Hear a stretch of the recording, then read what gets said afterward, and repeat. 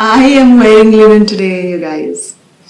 And I love linen. And anybody who's ever worn linen will also tell you that they love linen because linen is a great fabric, especially in the kind of summers that we are in Delhi right now. It's literally killing us. Linen is amazing. But I also wore linen today because what I'm going to do today requires me to have a very cool head. I went ahead and took one of my YouTube commentators' comments pretty seriously, where they had asked me to go ahead and review the trailer of Prithviraj. Yes. The Akshay Kumar and Miss Universe? Manushi Chillar starrer movie, which is on Prithviraj. Wow. I would have never guessed that from the title. The Chahman ruler. Chahman, by the way, it's not Chauhan. Chauhan in the 16th century, Chahman in the century when Prithviraj is alive, which is largely the 12th century. Why that happens, I'll tell you later. But let me just stop blabbering over here and start the video in 3, 2, 1. Hello and welcome to the 6th episode of Eyeshadow and Etihaas. I am Ruchika Sharma, and before I go ahead and say anything else, let me just give a huge thank you to everyone who has so far been supporting the channel, who have subscribed to the channel, who have commented on the channel, who've liked the videos, who've shared the videos. I have got a total of almost 4,000 views by now on the channel, and trust me, I am supremely grateful.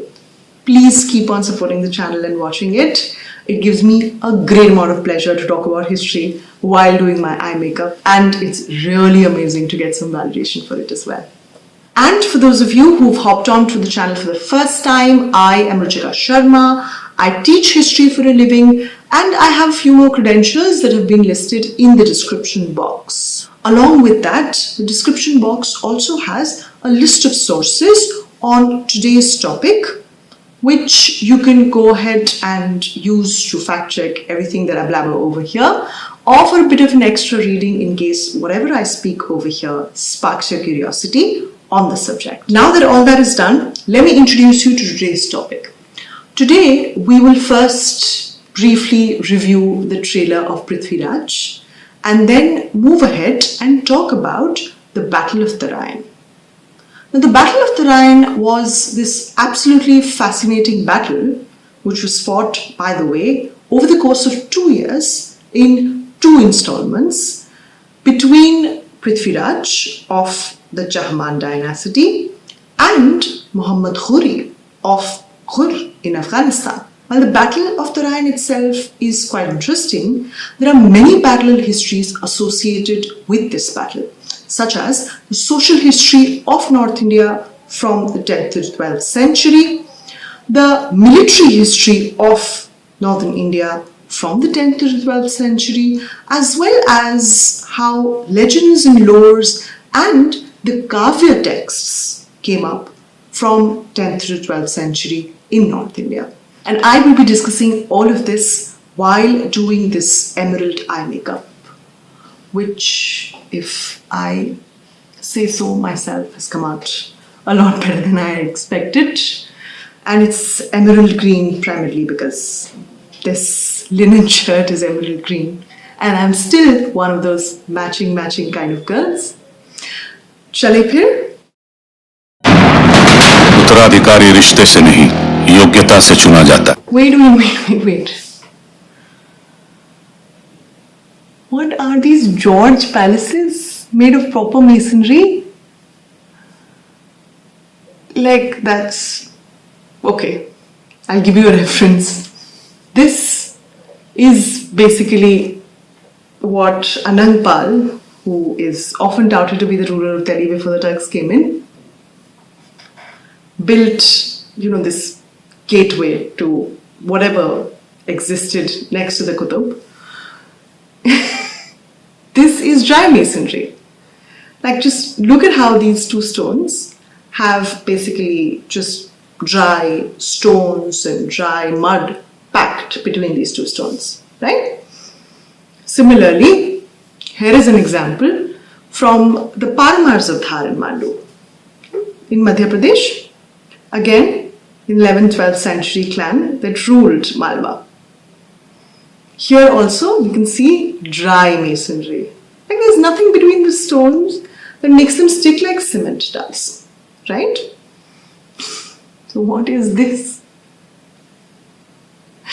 Like most of the construction, of course it's not to say all of the construction, but most of the construction before the Turks came in was actually employing a lot of dry masonry. And whatever else was done in wood. Wood was pretty big a construction material. I have no idea what this is. What is this? King's Landing? Heck, the Daenerys is just going to come and go Dracarys. Which would also be fine, except the use of proper masonry over here is just not factually correct. वीरता के लिए और न्याय के लिए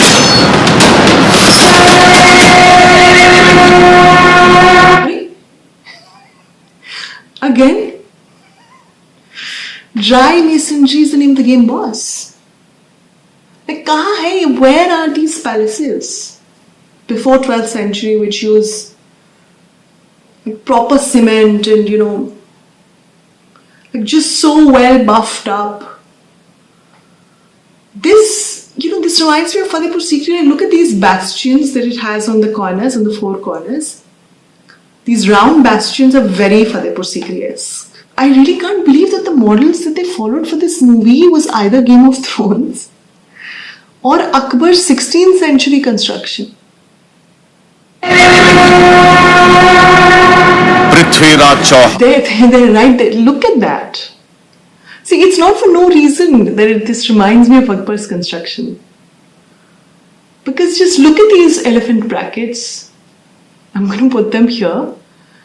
And also now look at these elephant brackets from the Agra fort, constructed by Akbar. They're literally the same. Was this shot in Agra fort? I would really like to know. Prithviraj Chauhan का दिल्ली के सिंहासन पर राज्याभिषेक किया जाता. Wow. Delhi Singhasan.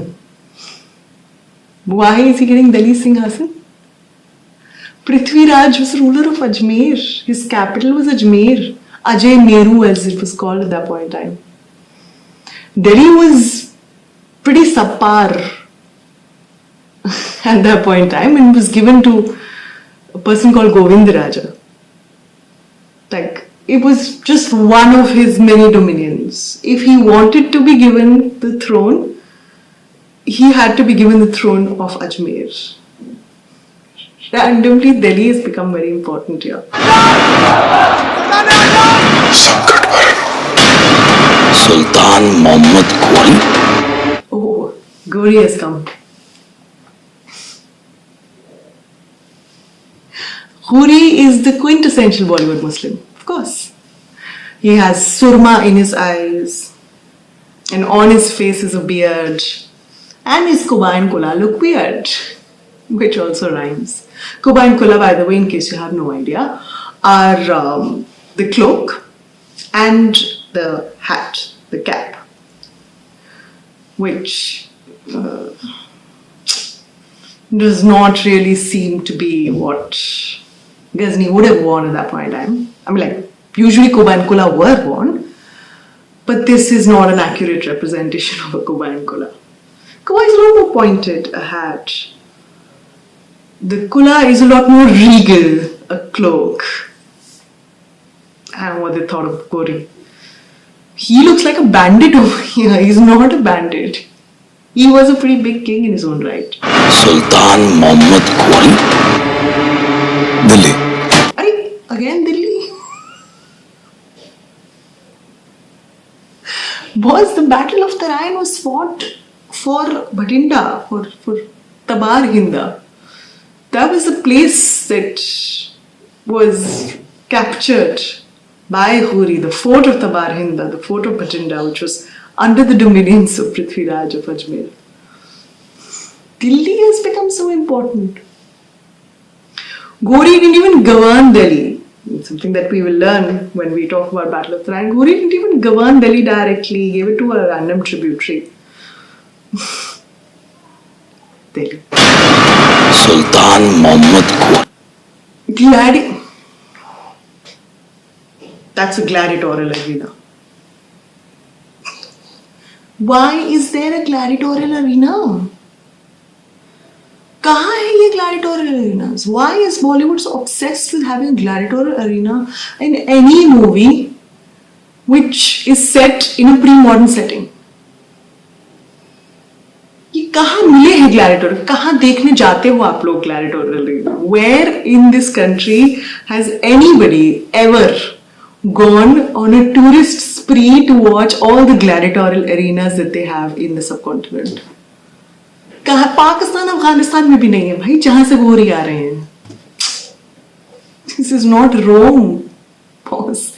There were no gladiatorial arenas. We have never found gladiatorial arenas. Stop putting gladiatorial arenas in pre-modern movies. Har Har Mahadev. Why?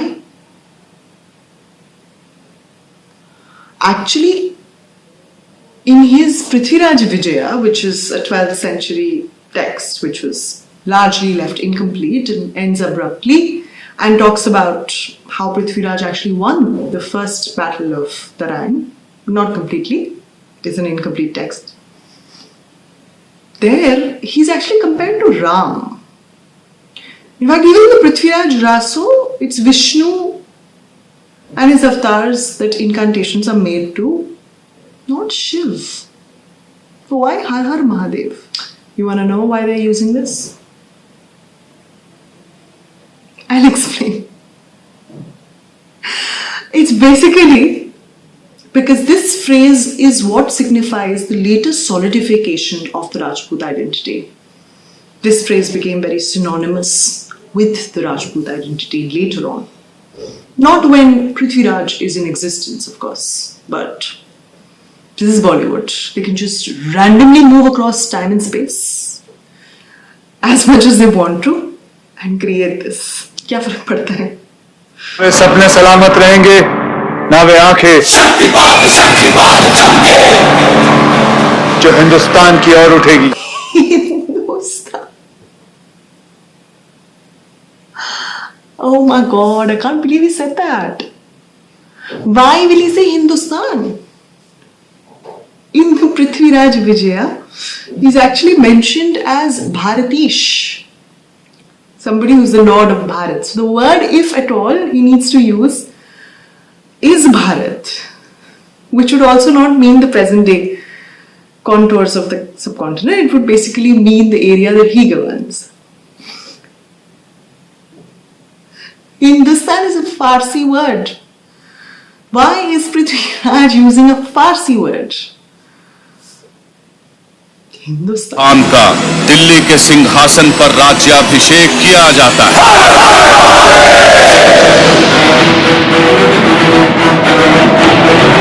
एक राजकुमारी ने एक राजकुमार की वीरता की कहानियां सुन सुनकर सपने बुन लिए थे कि एक दिन घोड़े पर वो राजकुमार आएगा और उसे ले जाएगा. मेरे नाम का तीर और मुझ पर ही चला है. इश्क का यह दाग मैंने दिल पर नहीं माथे पर लगा लिया है. अब विधाता भी इसे नहीं मिटा. See, that right there is my biggest beef with the movie. All the other factual inaccuracies I could totally bypass by not watching the movie, but this particular trope right here is directly harming me. Prithviraj is introduced as a warrior. He's amazing. He has ambition. He has drive. He's just been awarded the throne of Delhi. Should be Ajmer, but whatever. I'm gonna let it pass. And Sanyogita, Miss Sanyogita is introduced to us as this dancing, amazing woman whose only ambition in life is to have a knight in shining armor come on a horse and whisk her away. Like, how deeply reductive can this get? Where the masculine is this macho guy and the feminine is this dancing beauty who has no other ambition in life than Prithviraj himself. Like, Prithviraj's ambition is to defeat Gauri. Sanyogita's ambition is Prithviraj. Come on, man. There's a 21st century woman watching this on the screen. It's quite disgusting.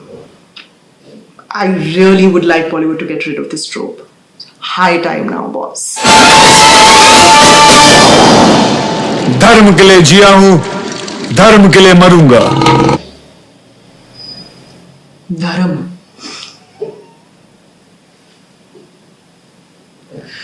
Which is hilarious because Prithviraj, in his own lifetime, would have actually fought more people of his own dharam, basically the other clans, like his clan, in the 12th century, 11th century milieu of North India, much more than he would have fought people of a different dharam.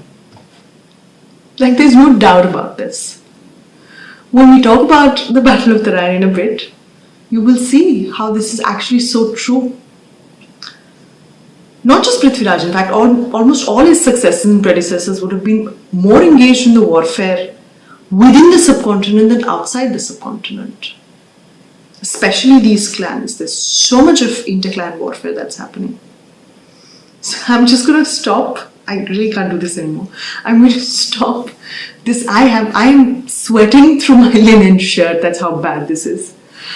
I'm going to stop watching this garbage fest. And I'm going to go ahead and discuss some good amount of history about the Battle of Tarain and hopefully also give you a good context for how all of what is shown in the trailer is not only downright hilarious but also absolutely ahistorical and to some extent pretty dangerous, considering it capitalizes on the communal polarization that's happening in the country today. Absolutely dangerous. Not just that, completely, absolutely, factually incorrect.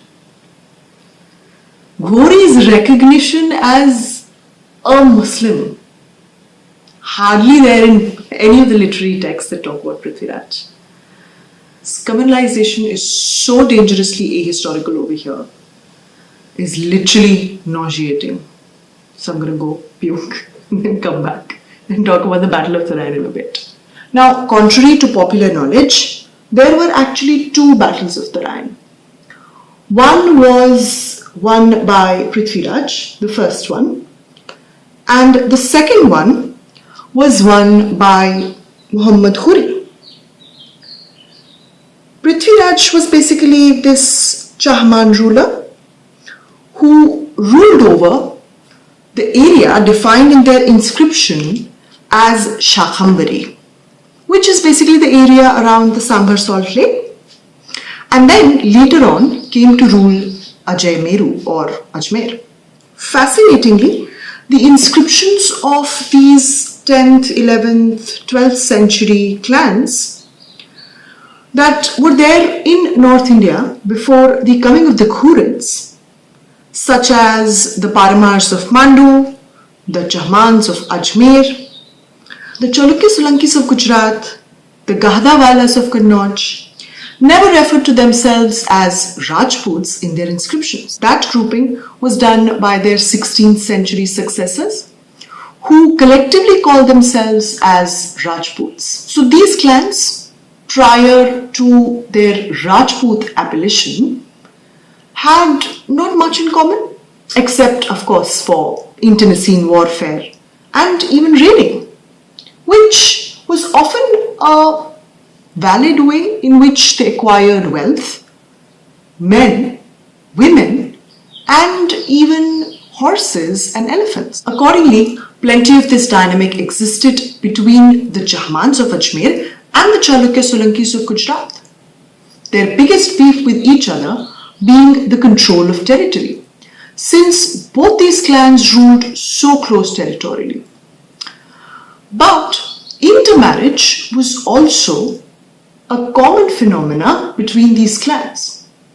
Even though it is the rivalry between these two clans that will figure more importantly for our event in question. Meanwhile, the Ghurids, who, if you remember, were discussed briefly in the first episode of Eyeshadow and Etihaas. It's okay if you don't. I'm going to link it here. The Ghurids, on the other hand, were Tajiks, who had overtaken the Ghaznavids, who were the Turks, by sacking and burning Ghazni in 1150 AD. Since the sacking was done by Ala al-Din Hussain, the Ghurid, it earned him the title of Jahansoz, or world burner. The Ghurids since then expanded eastwards under Shihab Khori or Muhammad Khori and westwards under Ghiyath al-Din Khori, who was the brother of Muhammad Khori. Now that we know both the parties, let's start with the battles. The first battle started with Ghori invading eastern Punjab and establishing a garrison at Tabarhindah, which is basically modern-day Bhatinda, at around 1191 AD. This obviously invited action from the Chahman forces under Prithviraj, causing Ghori a defeat, forcing him to move back to Ghur. And as Peter Jackson informs us, Ghori was defeated largely due to his own forces deserting him. But when Ghori returned the second time in 1192 AD, he gave a crushing defeat to Prithviraj, who was captured, and his subordinate at Delhi, Govindaraja, was killed. How does one make sense of Ghori's success? What changed in a year? Now, according to Fakhr-ul Mudabbir in his Adab al-Harb wa al-Shaja, it's quite a tongue twister. Anyway, according to Fakhr-ul Mudabbir in his Adab al-Harb wa al-Shaja, the mounted archers were quite important. And that's what seems to have made quite a lot of difference in the battle. But who were these mounted archers? Basically, archers mounted on a horse. Now the Ghurids were using what is called as the mountain bow, which was called so since they were found in the foothills of the Himalayas. And these bows were used with bone arrowheads, which were quite poisonous, while the bow itself was quite true to its aim. On the other hand, the bow possibly used by the Chauhan army was called as the Kamaan-e-Hindavi, which were bows made out of cane bamboo but have only a very short range. Arrowheads here as well were quite poisonous and would often break upon contact and embed themselves in the flesh, making it difficult to take them out. Ew. But whatever the advantage the Ghurids may have had in long-range bows was cancelled since, according to Mudabbir, it was the Hindi swords that were the best. The finest being called by Mudabbir as Mauj-e Darya, or waves of the sea. I quite love these names. Mauj-e Darya, Kamaan-e-Hindavi, Palette-e-Deed, Lotion-e-Rukh. The izafat makes literally everything supremely beautiful. I love the izafat. It's favesies. For those of you who don't know, the izafat is basically the E or the I between Mauj-e Darya, right? Usually used to signify of or an adjective like Mughal-e-Azam, which means the great Mughal. But here, Mauj-e Darya would mean waves of the sea. So, if Ghori's superior mountain bow and Prithviraj's superior Mauj-e Darya sword cancel each other out, where did Ghori's success lie? Ghori's success lay in his strategy, which was basically to employ light cavalry to fire from the corners and bring Prithviraja's army into one immobile core in the middle, which was then attacked by the heavy cavalry, the Bar Gostavan, who were basically a unit of heavily armored mounted archers. Now, having won the second Battle of Tarain using this strategy, Ghori made the Eastern Punjab chiefs his tributaries. Apart from having made tributaries, Ghori also occupied the Chahman fortress of Ranthambore. Ajmer, of course, was given back to Prithviraj, who was imprisoned for a short while after the second Battle of Tarain, but then was sent back to Ajmer by Ghori. Of course, Prithviraj was killed shortly afterwards for some deceit, and Ajmer was given to his son, while Delhi was given to Govindaraja's successor. Now that we know this, how do the Chaulukya Solankis of Gujarat figure over here? Prior to attacking Eastern Punjab, Ghori attacked the Chaulukya Solanki capital of Anhilwada at Gujarat, and Ghori was thoroughly routed.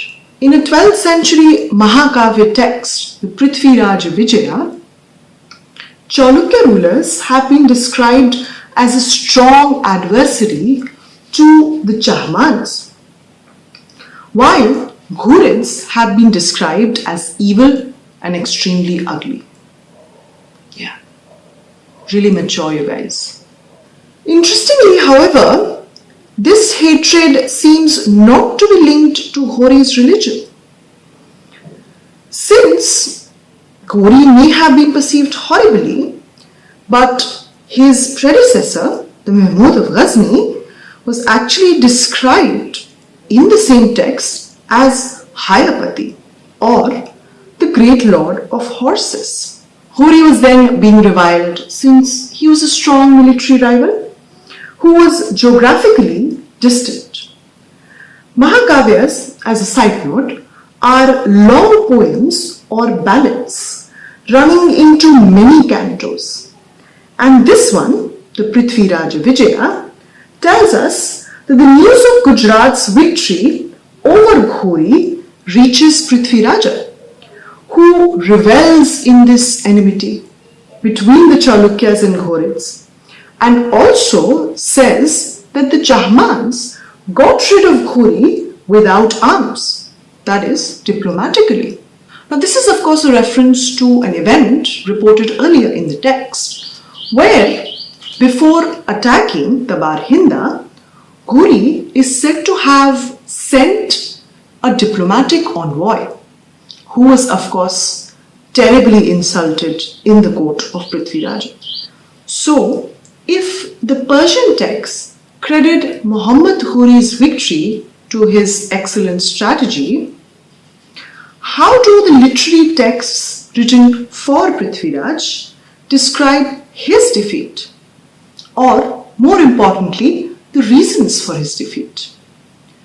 The literary texts that describe the fated battle with Ghori, such as the Prithviraj Raso, blame Prithviraj either for his obsession with Sayogita, yes, blame it on the woman, causing him to be lackadaisical as a warrior and a ruler, or his bad decision, such as dismissing or even killing his ministers.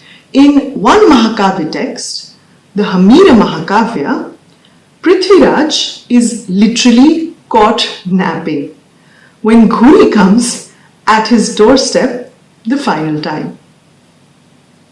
Later on, Abul Fazl's telling, Abul Fazl being the court chronicler of Mughal Emperor Akbar, Abul Fazl's telling of Prithviraj and Ghori's battle largely draws upon the Prithviraj Raso's account, but blames the interclan rivalry between the Gahdawallas and the Chahmans, where the Gahdawala ruler Jayachand defected to Ghori, against Prithviraj. Which reminds me that even Prithvi was quite stoked when the Chaulukya Solankis were in trouble with Khuri. Defections among these clans therefore seem to have been pretty common. Of course, most of these are fictional narratives of the Battle of Tarain. But they strongly pick up on the warring scene between these clans. Like all good works of fiction, reflecting the society in which they are born. On a side note, what about Miss Sanyogita? She's not mentioned anywhere in the Prithviraja Vijaya. Only an unnamed woman likened to the celestial nymph Tilotama is mentioned. It is the Prithviraj Rasu that mentions Sanyogita, where she is mentioned as the Gahdawala princess, the daughter of the Kannauj ruler Jayachand. The text, while describes Sanyogita's love for Prithviraj, also mentions her abduction by her lover. Makes sense? Abducting women as part of raids was par for the course for these 10th to 12th century clans that were later labelled as Rajputs. And while these texts may not give us a lot of information about the Battle of Tarain itself, they do, however, give us plenty of information about the social history of the 10th and 12th century North India. Getting ready to use my favorite word in 3, 2, 1. Complexity. There is so much complexity in the history of the Battle of Tarain. Even more complexity in the social history of these 10th to 12th century clans who were often warring with each other. And if none of this is enough, there is even more of a complexity in the legend of Sanyogita and Prithviraj's love affair. But I doubt any of this, in any amount of depth, will ever be covered by a Bollywood movie. Hope springs eternal, and that is all that I have for you today. Please note that there are a list of sources on the topic which have been written in the description box that you can use to fact check all that I blabbered in the video, or if whatever I said sparked your curiosity and you want to do a bit of an extra reading. And before you just walk away, please like and share the video and subscribe to the channel, and do hop in to the comment section to let me know what is it that you would like me to talk about in the next video. Bye.